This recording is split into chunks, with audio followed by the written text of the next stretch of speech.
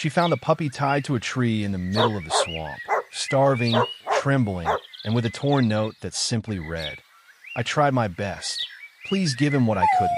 What would you do? Walk away, or risk everything to uncover the truth? What she did next uncovered a secret buried for years and changed her life forever. Hit that subscribe button if you're ready for the full story, and tell us in the comments. Would you have taken him home? Cypress Hollow, Louisiana, wore its fog like a shroud that morning. Thick, clinging, and heavy with the scent of old pine, standing water, and forgotten things.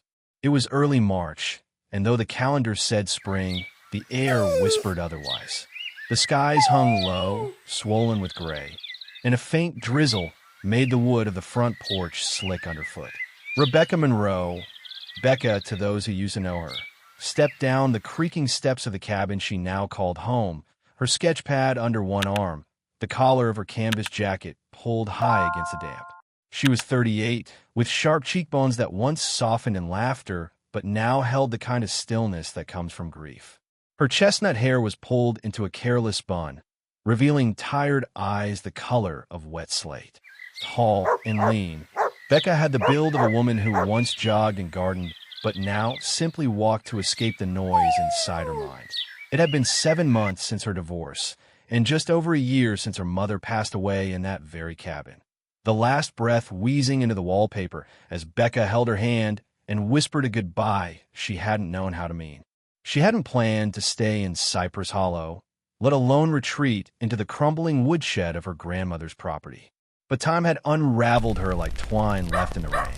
Cities became too loud, people too curious.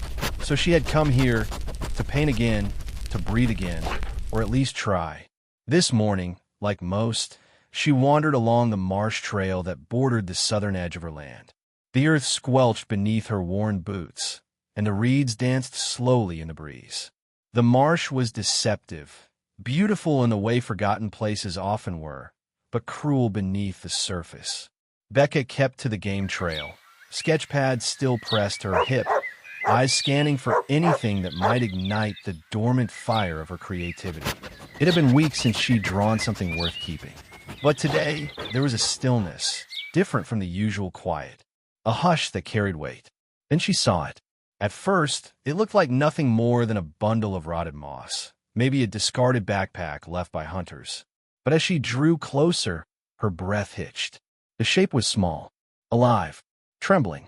A puppy, tethered by a length of nylon rope to the gnarled base of a bald cypress tree, its fur soaked and matted, thin legs splayed awkwardly on the damp earth. It wasn't crying. It didn't even lift its head. It just shivered, as if apologizing for existing.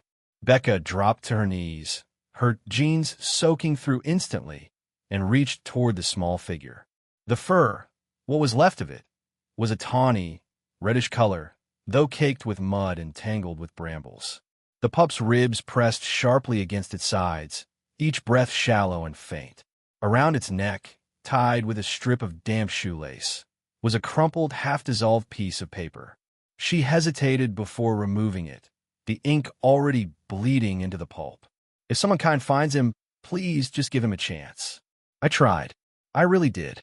I am sorry. Becca stared at the note, her throat tightening. She looked again at the puppy, who finally, barely, turned its head toward her. His eyes, though half-lidded with exhaustion, held something unmistakable. Not fear, not pain, but hope, trembling and foolish. She stood and yanked her jacket off, wrapping the soaked bundle in its folds. It was so light she could lift him with one arm. As she turned back toward the cabin, something stirred in her, some fragment of instinct she thought long dead. "This isn't what I came here for," she muttered aloud. But she held him closer. The return walk was slow. Rain began to fall more insistently, splashing against the canopy above and trickling down Becca's neck. By the time she reached the cabin, her boots were caked in black marsh mud, her hands trembling slightly from the cold. Inside, she laid the pup on an old wool blanket by the fireplace and lit the kindling with practiced ease. She didn't name him right away. That would make it too real. Instead, she moved around the kitchen gathering what little she had, water in a shallow bowl, some leftover chicken she tore into small bits. He sniffed weakly, then licked the water once, twice. That alone felt like a triumph. Later that evening, as the storm beat steady fingers against the windows, Becca sat beside the fire, sketchpad balanced on her lap. Her pencil moved slowly, as if unsure what it was creating. But lines formed, and gradually a shape emerged. Not just a dog, but this dog, curled and fragile, his legs tucked beneath him, his eyes wary but present. The page seemed warmer than the room itself. She found herself watching him more than she drew. His ears twitched at the sound of thunder. His tail thudded once against the blanket. And when she whispered, "You're a stubborn little thing, aren't you?" he looked at her in a way that made her chest ache. That night, she gave in and named him Milo. She didn't yet know how long he'd stay, or how deeply he'd entangle himself in her unraveling world. She didn't know that the note, crumpled and drying on her desk, was the first breadcrumb on a trail she couldn't ignore. All she knew was that for the first time in months, the cabin didn't feel entirely empty. Outside, the wind swept through the cypress trees, rustling the Spanish moss like ghostly fingers. The marsh, for once, held its breath. The morning light filtered through the warped glass panes of Becca's kitchen window, a pale golden hue struggling to push away the residual mist that clung stubbornly to Cypress Hollow. The rain from a night before had softened into a low fog that hovered over the marsh like a secret waiting to be confessed. The air inside the cabin smelled faintly of damp pine wood, coffee, and the musky trace of the small creature curled tightly at the foot of the fireplace. Milo had made it through the night. He lay on his side now, paws twitching slightly in sleep, the rise and fall of his ribs less frantic than the day before. His fur, while still patchy and tangled, had been gently washed in the sink the previous evening, revealing a reddish gold underneath the grime. Becca sat cross-legged nearby, sketchbook forgotten in her lap, her gaze lingering on the puppy with a mixture of awe and a creeping dread she couldn't shake. There was something about the note, about the calm, desperate finality in its words, that unsettled her. Whoever left Milo hadn't just given up, they had mourned him already. Later that afternoon, Becca drove her mud-streaked truck, an aging green Ford with a passenger seat that no longer reclined, into the edge of town. The small supply store doubled as the local post office, and she needed dog food, antiseptic, and something to treat what looked like an old flea rash around Milo's ears. As she loaded her basket, a soft voice called from behind. "You're the one living up by Hollow Road now, aren't you?" Becca turned to find a petite woman in her late 20s standing by the bulletin board near the entrance. She wore thick-framed glasses and a t-shirt that read Hollow Haven Rescue, no paw left behind. Her dark curls were pulled into a low bun, and she had the sort of open, earnest expression that made people confess things to her by accident. "That's me," Becca said. "Becca Monroe." The woman extended a hand. "June Parker. I help out at the rescue shelter. I recognize the mud on your boots." Becca chuckled. "Yeah, it's kind of a badge of honor where I live." June's smile faltered slightly. "You haven't seen anything odd near the marsh lately, have you? Any animals left behind? Strange signs?" Becca hesitated. "Why do you ask?" June stepped closer, lowering her voice. "We've had 3 cases in the past month, cats, dogs, even a pair of goats, just left in the woods near that area. Malnourished, injured. It's like someone's dumping them out there." The weight in Becca's chest grew heavier. "Actually, I did find a dog. Yesterday, tied to a tree." June's brows shot up. "Do you have him with you now?" "No, he's home, still recovering. I'd like to see him. We've been documenting each case, hoping we can find a pattern." Becca considered this, then nodded. "You can come by tomorrow if you like. He's still pretty weak." As June scribbled her number on the back of a discount flyer and handed it over, another voice cut through the low chatter of the shop. "June, you're late again." The man who entered was tall and wiry, with salt and pepper hair pulled into a low ponytail, and a presence that instantly quieted the room. His name tag read Dr. Caleb Dunn, though the worn edges of his canvas vest and the mud on his boots spoke more of field work than any clinic. "Sorry, Caleb," June said sheepishly. "Ran into someone you'll want to talk to." Caleb turned toward Becca, eyes narrowing not with suspicion, but a kind of seasoned scrutiny. He looked to be in his early 50s, with a face weathered by years outdoors and a gaze that missed nothing. There was something guarded about him, as if empathy had become a tool he kept holstered to be used only when necessary. "This the woman who found the dog?" he asked. Becca introduced herself, explained what she'd seen, how she'd found the note, how thin Milo was. Caleb listened intently, jaw tight, nodding slowly. When she mentioned the writing on the note, his eyes sharpened. "Handwritten?" he asked. "Yes. Faded but raw. Regretful. We've seen 2 others like it. Different wording, same feel. Guilt and desperation." He paused. "Mind if I come out tomorrow with June?" Becca hesitated. She didn't like opening her private space to strangers, but something told her these 2 were more than rescuers. They were protectors. Of animals, yes, but also in some subtle way of people like her, those who had become unmoored. "Come around noon," she said. Back at the cabin, as twilight painted the swamp in lavender and gray, Milo stirred and tried to sit up for the first time. Becca watched him wobble, his front paws shaking under the effort, but he held himself upright for a solid 5 seconds before collapsing gently back into the blanket. "Well, look at you," she said, crouching beside him. "Trying to be brave already." Milo looked up at her with a glint of humor, or maybe hunger, in his tired amber eyes. That night, Becca sat at her desk, the note spread once more beneath her lamp. She smoothed its creases, examining the shaky handwriting. There was something familiar in the letter formation, a style she remembered from her mother's years as a school secretary, how handwriting always revealed emotion when speech failed. This one screamed of loneliness. She opened a fresh page in her sketchbook, not to draw, but to write. Questions. Who left Milo? Why here and why now?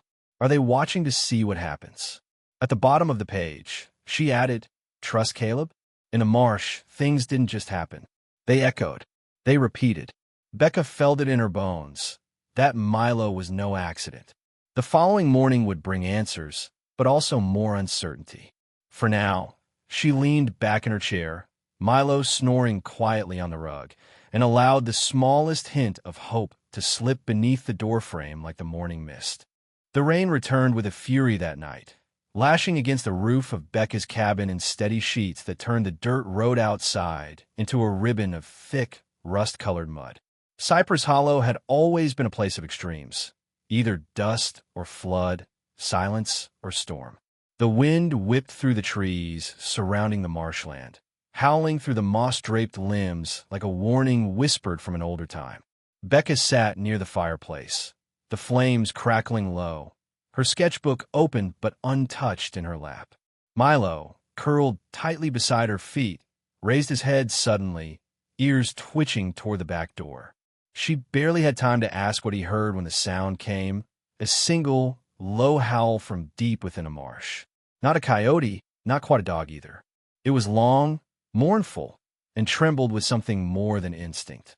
Milo sprang up, shaky but determined, padding to the door and scratching at the base with quiet urgency. Becca hesitated, her pulse quickening. It was nearly midnight, the kind of hour when good decisions seldom grew, but Milo whined, then looked back at her with eyes that seemed to beg, "Please trust me." She grabbed her raincoat from the hook and slid her feet into the rubber boots near the door. A flashlight went into one pocket, her phone in another, though she doubted she'd get any signal out there.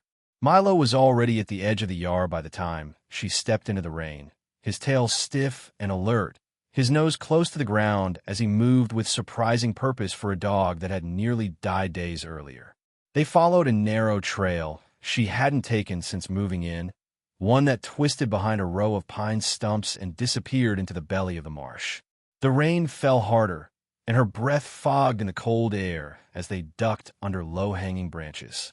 Every few feet, Milo stopped to sniff, then darted ahead again, driven by something deeper than scent alone. After 20 minutes, they reached a stretch of marsh where the water rose almost to Becca's knees. She kept moving, the flashlight beam cutting through the downpour in thin arcs. That's when she saw it. Milo standing in front of a fallen log half buried under a mound of leaves and mud. He pawed at it, whining softly. Becca knelt, pushing aside the thick debris with trembling fingers until something sharp scraped against her hand.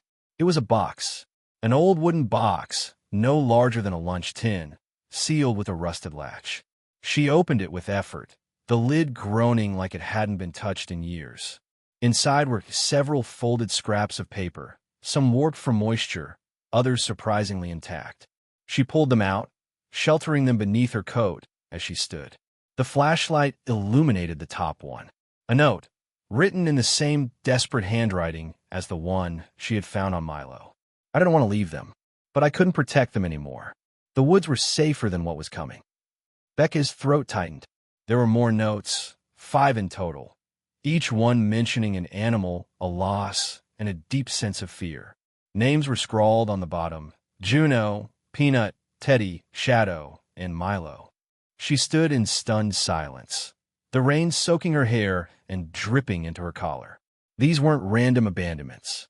This was someone trying to save them from something.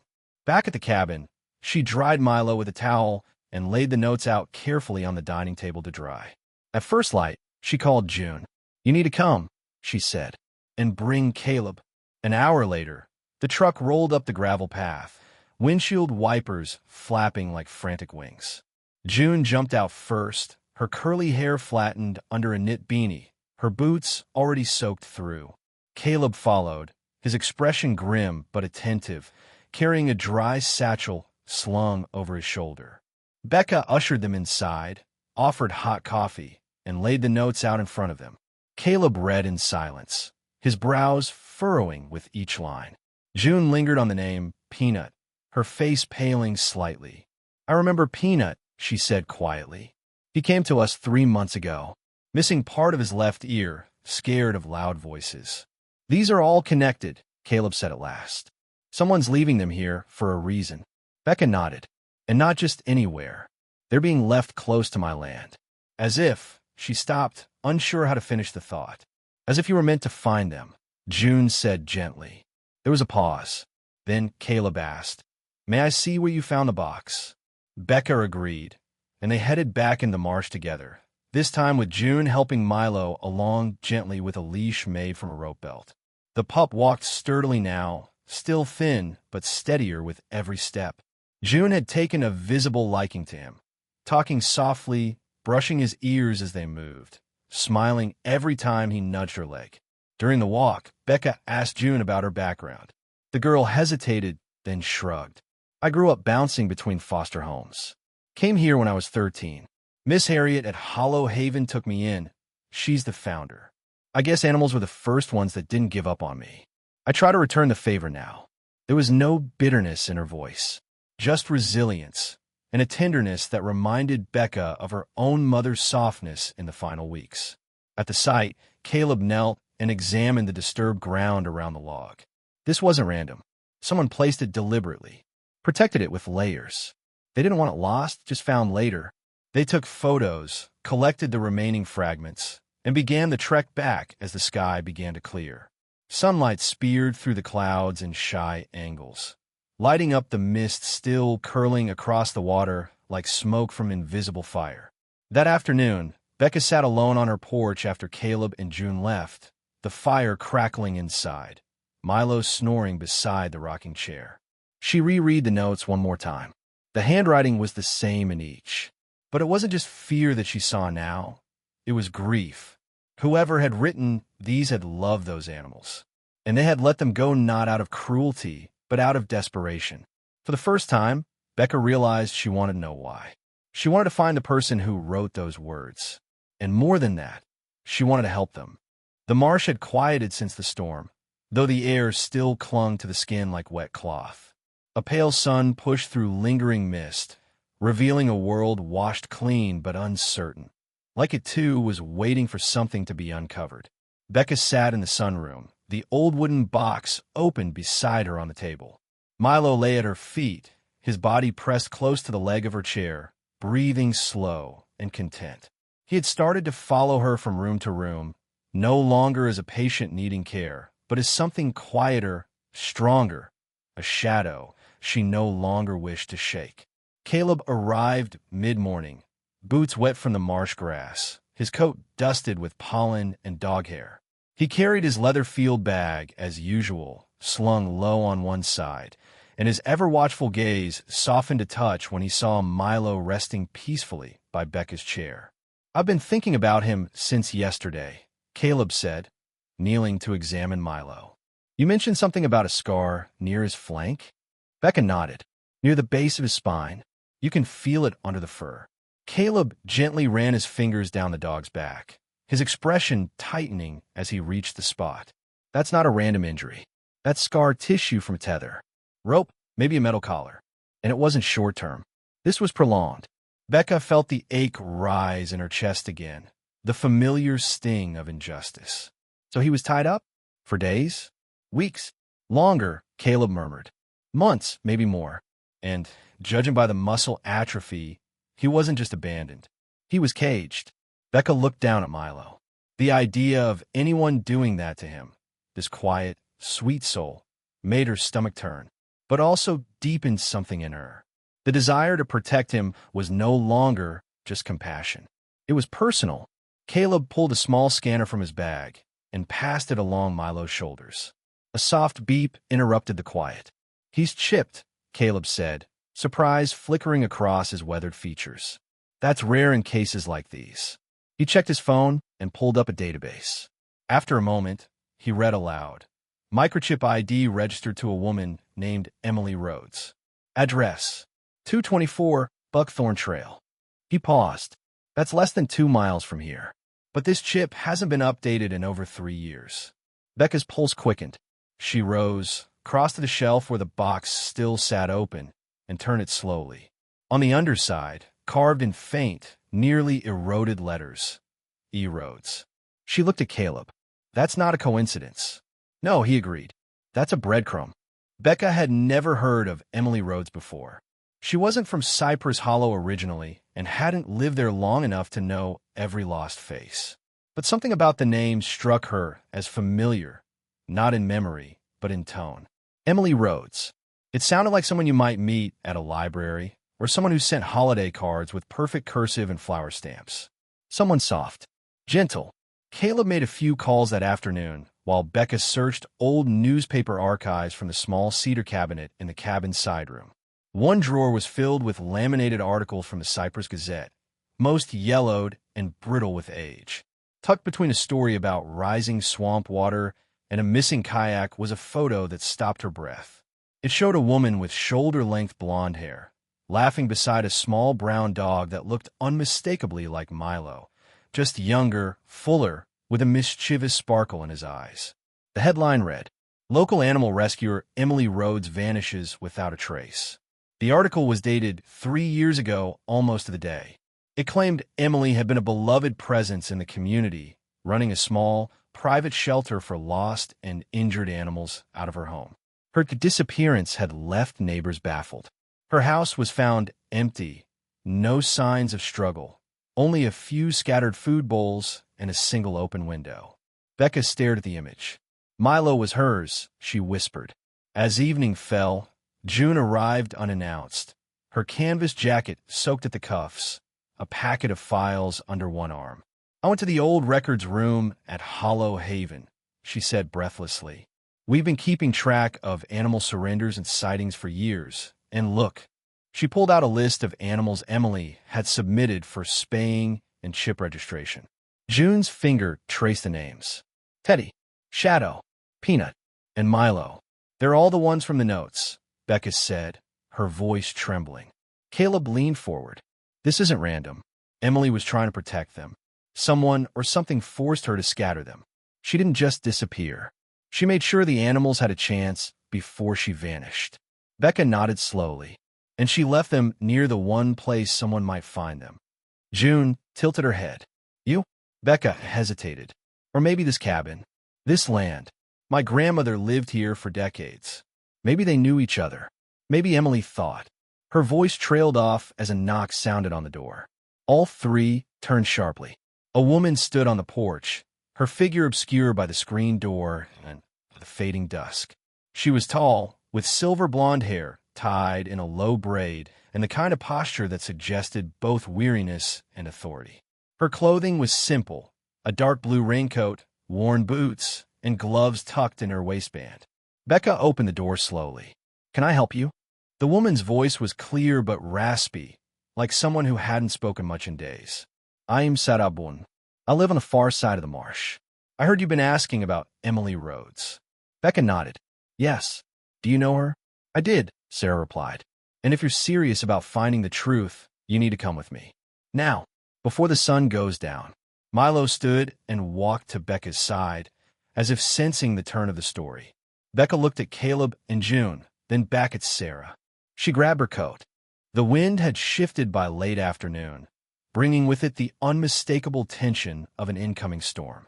The skies above Cypress Hollow were bruised purple, churning with layered clouds like a slow-building rage.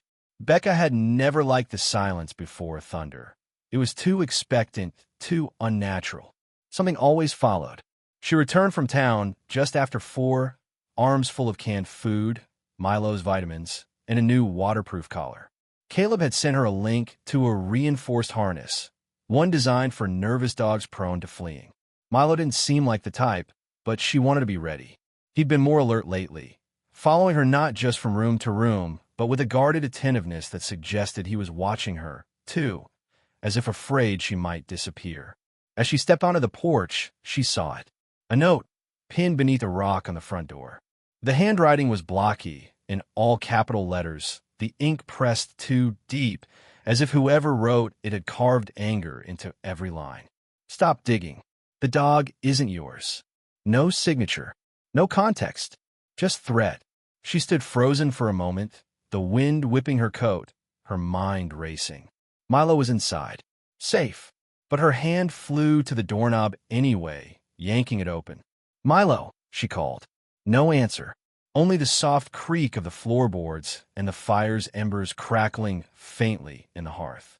Then, from the hallway, the sound of light pause. Milo trotted out, head tilted, unaware. She exhaled. The note crumpled in her fist. She texted Caleb, then June. Neither replied immediately, but she knew they'd be over before nightfall.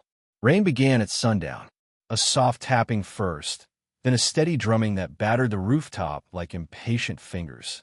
Thunder followed an hour later. Becca sat by the window, fingers curled around a cup of lukewarm tea, watching the trees sway violently against the sky's fury. She'd locked all the doors. She kept the porch light on. She'd even dragged an old chair to wedge under the front doorknob, just in case. It still wasn't enough. She woke to the sound of splintering wood. The back door had been forced. Rain blew in sideways, soaking the kitchen floor, the wind howling through the broken frame. And Milo was gone. Becca didn't remember grabbing her boots. She didn't remember the flashlight or the jacket. She just remembered June's arms around her shoulders 10 minutes later, Caleb's truck headlights cutting through the downpour, the three of them yelling Milo's name into the night. He wouldn't go far, June insisted, though her voice was strained with disbelief. Not in this. Caleb checked the broken door with a hunter's precision. Boot prints. Fresh. Deep. They didn't run, they walked. Confident. They knew where he'd be, Becca muttered. And how to get him. They followed the trail into the marsh, led by Caleb and an old tracking light he'd once used for injured wildlife. June carried a large flashlight. Becca brought only her fury. For over an hour they trudged through knee-deep mud, ducking branches, slipping on mossy stones. Thunder cracked above them like a whip. Then June stopped, her light fixed on a narrow path that forked from the main trail, barely noticeable, veiled by vines. "I've been down this way," she whispered. "Once, months ago. It leads to the edge of the hollow. There's a shack." Caleb looked over. "Anyone live there?" "Not officially," she said. "But people talk." They followed the trail. The shack emerged through the storm like a ghost. Half collapsed, canted sideways on a patch of raised earth. A single oil lamp flickered inside, casting shadows through a dirty window. Becca didn't wait. She ran. Caleb caught up first, pulling her behind a tree before she reached the porch. "We go in smart. We don't know who we're dealing with." But Becca was shaking. Not from cold, not from fear, but the kind of rage born of helplessness. "I do know," she hissed. "I saw the name on the vet record Emily filed years ago. Her emergency contact. Her husband." She stepped forward, rain rolling off her face, her boots slapping against the flooded porch. The door was cracked open. She pushed it. Inside smelled of mildew and rust. An animal. Milo was curled in the corner, tied by a makeshift leash to the leg of an old cot. He didn't bark. He didn't cry. But he raised his head, ears pinned, tail twitching. And in the chair beside him sat a man. Mid-40s, shoulders hunched, stubble thick and uneven, eyes shadowed by weeks of unrest. He didn't stand. He just looked at Becca, then the flashlight behind her, then down at the floor. "I figured you'd come," he muttered. Becca stepped closer. "You took him. He's mine." "No," she snapped. "He was hers, and she gave him up to protect him. You don't get to reverse that." He didn't respond, only shifted, as if the words didn't sting but should have. Caleb entered behind her. "Your name?" The man looked up slowly. "Marshall Rhodes." June froze. "Emily's husband?" "Ex," he corrected, before she disappeared. Silence thickened the room. "I tried to stop her," he said at last. "She kept bringing them home. Strays. Wounded things. Like fixing them would fix whatever was broken in her. But she wouldn't stop. Not even when. When what?" Becca stepped closer. Marshall's voice cracked. "Not even when she got sick. She hid it. From everyone. Kept working. Said she'd rather die giving something love than live just watching it die." Becca's throat tightened. "She left them all instructions," he said. "Told me to scatter them, so they'd find their way to safety. But I couldn't do it right. I couldn't." His eyes landed on Milo. "That one was last. And I couldn't let him go. Not really." He reached toward the dog, who flinched. That was enough. Becca crossed the room, untied the leash, and lifted Milo into her arms. He was shaking but alive. "You don't deserve him," she said, voice steady. "But someone does." They left Marshall in the shack, watching the storm take the edges of the roof, the lamp flickering beside him like the last of something fading. The storm had broken sometime before dawn, leaving behind a strange hush, as if the marsh itself had paused to breathe again. Mist rose in slow tendrils above the waterline, curling around the gnarled trunks of bald cypress trees and clinging to the cabin's porch like a protective veil. The world felt reborn, not in grand colors, but in the softness of gray light and the quiet drip of rainwater from the eaves.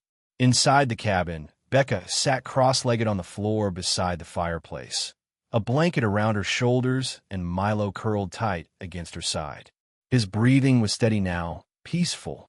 The wound on his shoulder, wrapped in a clean gauze pad, had been treated by Caleb earlier that morning. His appetite had returned in bits and pieces over the past day, and the familiar alertness in his amber eyes had begun to resurface. He had survived worse than this, and now, finally, he had survived this. Later that afternoon, Becca drove into Cypress Hollow with Caleb and June in her passenger seats. Milo sat quietly in the back, watching the world slide by with a dog's kind of acceptance, curious, but without expectation. They parked outside the sheriff's station, a squat brick building that looked more like a repurposed schoolhouse than a center of justice. Sheriff Diane Mays greeted them at the door. In her late 40s, she was tall and square-shouldered, with short-cropped hair and a no-nonsense gaze that rarely softened. But today it did, if only briefly. "You brought what I asked." Becca nodded and handed her a manila folder filled with photos, scanned documents, and the original notes found in the box. Caleb added his veterinarian's report detailing the scars on Milo and the other animals, along with a copy of the microchip registry tying them all to Emily Rhodes. Diane glanced over the papers, her lips thinning. "You did my job for me," she said, "and you did it well." She tapped the folder with one blunt finger. "This is enough. He won't be able to talk his way out of this." Marshall Rhodes was arrested the following morning, quietly, without resistance. He said very little, except that he hoped Milo was okay. Becca didn't answer. She no longer owed him anything. In the days that followed, word of the story spread through Cypress Hollow in the gentle way small-town stories do. People who had never spoken more than a nod to Becca began, leaving boxes of food and old blankets on her porch. A retired carpenter named Will Harrow offered to help rebuild the damaged back door and even suggested adding an outdoor kennel space. Becca thanked him and promised to think about it. And then, one morning, while sweeping the porch, she looked up at the cabin, at its strong bones, its generous windows, its gentle placement in the arms of the marsh, and she knew. This place could save more than just me. That evening, she invited Caleb and June to dinner. Caleb arrived with fresh vegetables from his garden and a bottle of sweet wine that tasted like summer had tried to survive the storm. June brought a binder filled with designs, logos, shelter layout ideas, grant forms she had printed out from the town library.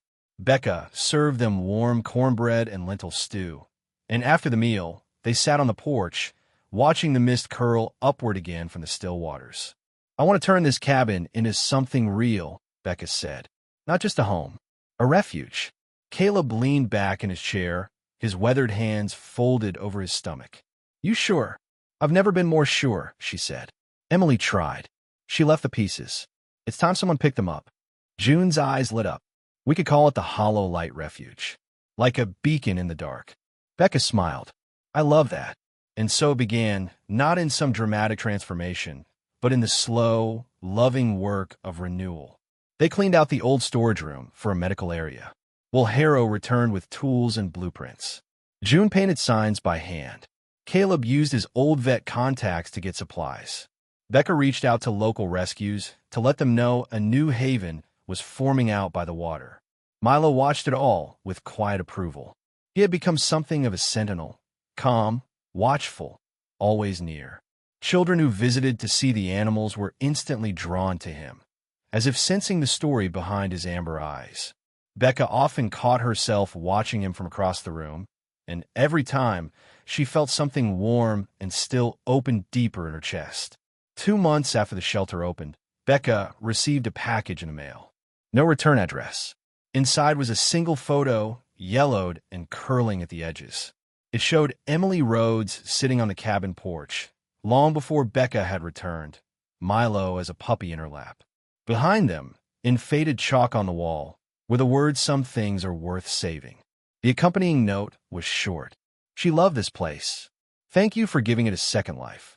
Becca framed the photo and hung it above the entryway. That spring, they rescued over a dozen animals, some dumped, some surrendered, some born wild and broken. Each one found shelter beneath the trees, in the dappled sunlight, under the care of hands still healing. And each time a new one arrived, Becca remembered the moment she found Milo tied to a tree in a mist, and how one broken creature had quietly stitched her life back together. In the end, it wasn't just about saving animals. It was about remembering what it meant to belong, to be trusted again, to be needed. And as Milo dozed in the shade of the porch that summer afternoon, Becca reached down and scratched behind his ears. "You were never just a dog," she whispered. "You were the door." Sometimes, the ones we rescue are the very ones who end up rescuing us. Milo wasn't just a dog left behind in the mist. He was a reminder that love, no matter how quietly it arrives, has the power to rebuild what's been broken. In our everyday lives, we often pass by silent cries for help, small moments that ask us to care, to stop, to open our hearts just a little more. If this story touched your heart, please consider sharing it with someone who needs hope today. Leave a comment below and tell us. Have you ever been saved by something unexpected? And if you believe that no soul, human or animal, should be forgotten, comment amen and say a little prayer with us tonight. Subscribe to the channel for more stories like this, and may God bless every one of you who watched until the end.